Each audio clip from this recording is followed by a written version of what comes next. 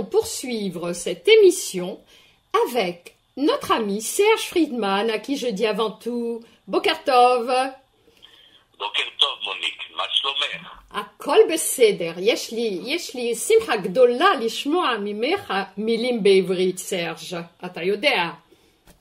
Nos amis, vous savez que Serge Friedman est un amoureux de la langue hébraïque. J'ai presque envie de mettre en intermède Eliezer, Ben Yehuda, Acharkar. Hein? Alors Serge, tu nous reviens avec plusieurs informations qui sont très intéressantes, aussi bien pour nos amis qui préparent leur alia, mais nos amis déjà franco-israéliens qui sont Baaretz, que j'ai eu l'occasion de rencontrer il y a très peu de temps, qui travaillent toujours ton mot d'hébreu, car il y a une grande diversité.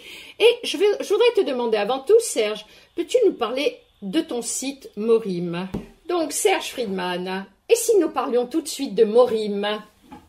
Eh bien, avec plaisir, Monique. Eh bien, Morim, c'est une histoire qui a une vingtaine d'années. J'ai commencé cette page lorsque j'ai eu accès à Internet à la maison.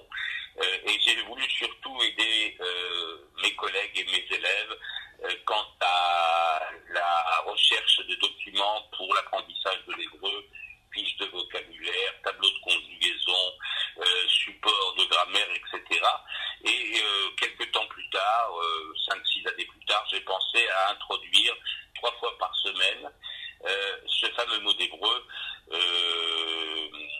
qui était l'idée de placer le mot dans le contexte de la phrase. Alors Serge, nous avons la possibilité, au travers de ton site, de télécharger certains cours. Est-ce que tu pourrais expliquer aux auditeurs comment que ça se passe? Eh bien, tout simplement, sur la première page du site, quand on tape morim.com, morim.com, ou hébreu.org, c'est la même chose, sans accent à hébreu, eh bien, on trouve des rubriques diverses et variées, dont une rubrique qui s'appelle Pour débuter, et dans laquelle on trouve des fiches de vocabulaire qui s'adressent à des niveaux différents d'ailleurs, certaines sont localisées, d'autres pas. On trouve également des fiches de grammaire, plus d'une centaine de fiches de grammaire, où les gens peuvent, grâce à ces fiches, peut-être un peu mieux comprendre certains mécanismes de l'hébreu, des fiches de conjugaison, des supports de conversation, et donc pas mal de matériel qui peuvent les aider dans leur première démarche concernant la langue hébraïque. Et alors donc, ce mot d'hébreu qui est toujours très très attendu, y compris par moi-même, il me semble que pendant un certain temps, il était même journalier. Oh, ça remonte au début, effectivement, mais ça me prenait un peu trop de travail, il faut dire les choses comme elles sont. J'étais enseignant et je ne pouvais pas tout faire en même temps, donc je l'ai publié 3 fois par semaine. Actuellement, le rythme, c'est 2 fois par semaine, le lundi et le jeudi, le jour de Sefer Torah, comme on dit. Kol hakavod. Il est vrai, Serge, Voilà, que journalier... lundi et jeudi. Quand c'était journalier, je reste persuadée que beaucoup de gens n'avaient pas le temps de les travailler. Ça te donnait du travail, mais ça demandait aussi beaucoup de relâchement du côté des auditeurs ou des lecteurs du mot d'hébreu. Absolument, absolument. Lundi et jeudi, il me semble, beaucoup plus espacé. Alors Serge, il y a une grande innovation depuis quelque temps que j'apprécie tout particulièrement. C'est carrément de détailler une étiquette sur un produit ménager ou sur un achat à faire quand on va au Supersal, par exemple. Et j'avoue que moi, en tant qu'utilisatrice de ton mot d'hébreu, je trouve ça magnifique. Est-ce que les remontées d'informations, comment tu choisis tes articles? Alors, écoute, c'est très simple. Depuis que j'ai découvert l'utilité de Facebook et que j'ai créé en parallèle des groupes, j'ai voulu tout simplement faire animer tout ce que j'avais fait par écrit sur Morim, et j'ai créé des vidéos aussi bien quant à dont on parlait, la grammaire, les fiches de vocabulaire, etc. Mais je me suis dit que pourquoi ne pas effectivement prendre des publicités pour des produits israéliens pour un petit peu aussi contrer l'œuvre maléfique de BDS. Tout à fait. Et de les faire parler, de les faire vivre, en expliquant aux gens l'étiquetage, en leur montrant que ce produit voulait dire et en traduisant, en expliquant en même temps le sens de cette image, de cette publicité. Ça permet aux gens de voir l'hébreu dans un autre contexte, celui de l'image des produits israéliens, et je veille à ce que tous ces produits soient fabriqués en Israël pour en mettre un maximum sur les 2 pages Facebook, sur la page Facebook que j'ai créée depuis à peu près 2 ans. Donc en fait, Serge, je crois que il est indéniable, il faut reconnaître, et c'est vrai qu'on travaille encore mieux quand on a la possibilité d'avoir accès à Facebook, parce que, par exemple, ce matin, tu as mis un petit entrefilet sur la guérison, sur la convalescence. Ce sont des mots qui manquent beaucoup, en fait.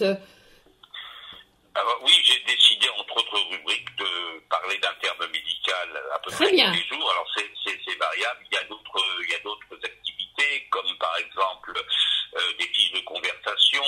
Je fais évidemment, je prends 2 ou 3 fois par semaine un article de presse que je vocalise et que je traduis et que j'explique, parce que c'est la syntaxe qui est importante dans tout ça.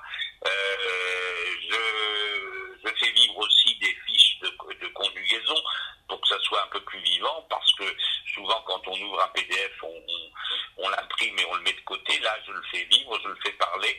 Alors, c'est en quelque sorte une continuité de Morim, chose que je ne pouvais pas faire dans Morim. Ici, j'ai beaucoup plus de feedback, j'ai beaucoup plus de commentaires de gens. Je m'adresse directement, entre autres, aux lecteurs de Morim qui ne l'étaient pas et qui découvrent l'hébreu à travers des pages Facebook. Alors Serge, je vais te demander un service. Ça fait 5 ans que je cours quand je vais pour les fêtes, pour les Hagim de Tishri en Israël. Mais dis-moi, tu vas peut-être me renseigner, il n'y a pas de poule? Pour nous, juifs tunisiens, la poule de Kippour est très importante. Attends, mes amis russes, quand je vais à Supersal, parce que j'adore parler avec le boucher russe, il me dit, Geveret, ma pitom, ma trotsa, anerotsa, torganolot. Ma, ils comprennent pas. Tarnegol. Il n'y a pas de poule en Israël? Yesh tarnegolet, ken. Je sais pas, je ne connais pas tout à fait le contexte. Tu vas me faire une recherche, hein? Bah pourquoi pas. Parce que je vais te dire, toutes mes amies franco-israéliennes sont confrontées à ce problème. Oui, je n'y ai pas pensé, effectivement. C'est comme les fruits de Rosh Hashanah, on me pose beaucoup de questions. Je n'ai pas forcément la maîtrise de tout. Et effectivement, ce sont des choses sur lesquelles je devrais me pencher pour la prochaine année. Ah, Blineder, enfin je vais trouver la solution à mon problème. Tu sais que j'amène ma poule congelée d'ici, hein. Bon, alors, oui, j'ai pas le choix et je me dis tant pis, si on me la retire à l'aéroport, ben tant pis, je prends le risque. Voilà, saute. Alors, la cerise sur le gâteau, Serge. J'aimerais tellement que tu nous parles de tes cours à distance. Bien, je propose effectivement, à côté de toutes ces activités, je propose des cours pour les personnes en Israël et à l'extérieur d'Israël. Je leur propose des cours d'hébreu qui durent une demi-heure pour apprendre à parler l'hébreu, converser. Ce sont des cours donc d'une demi-heure qui sont axés sur la conversation du quotidien. Pour les élèves qui sont d'un niveau supérieur, évidemment, on parle de la presse, on travaille sur la presse, et donc j'adapte le cours aux capacités de l'élève, à son niveau, après avoir fait bien évidemment un test d'évaluation. Bravo, bravo. Alors Serge, je vais rappeler ton numéro de téléphone, ou alors tu vas le donner tout de suite à l'antenne, pour que les gens qui n'ont pas la possibilité de se mettre sur Internet puissent te contacter. Eh bien, oui, je peux tout à fait vous le donner aux auditeurs. C'est un numéro qui est en Israël, hein.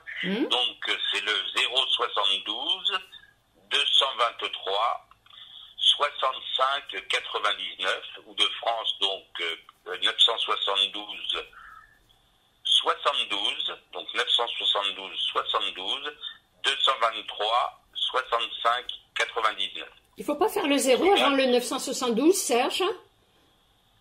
Oui, 00 972. Alors, je vais redonner, si tu le permets, le numéro à l'antenne. Donc, ça s'adresse surtout aux auditeurs qui n'ont pas la possibilité d'aller sur Internet.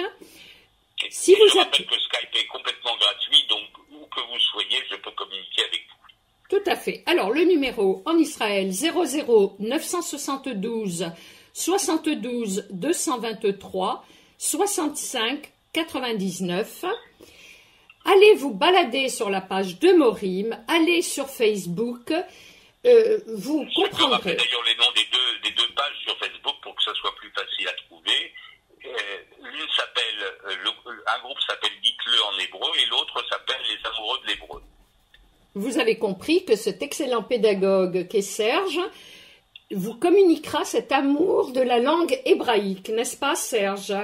Absolument Monique, merci pour tes compliments, mais je pense que l'idée était surtout de partager cet amour de l'hébreu avec les autres et c'est ce que je fais maintenant depuis pas mal de temps. Et je peux t'assurer Serge, je peux t'assurer que les compliments que je t'adresse sont tout à fait mérités et m'ont été même communiqués également par d'autres personnes qui te suivent et qui travaillent et qui progressent grâce à toi en hébreu. Eh bien, et je suis content de l'entendre. À très bientôt Serge. Merci beaucoup Monique. Quant à moi, chers amis, je vous dis à la semaine prochaine. Monique Nakache pour Paris, Culture et Spectacle.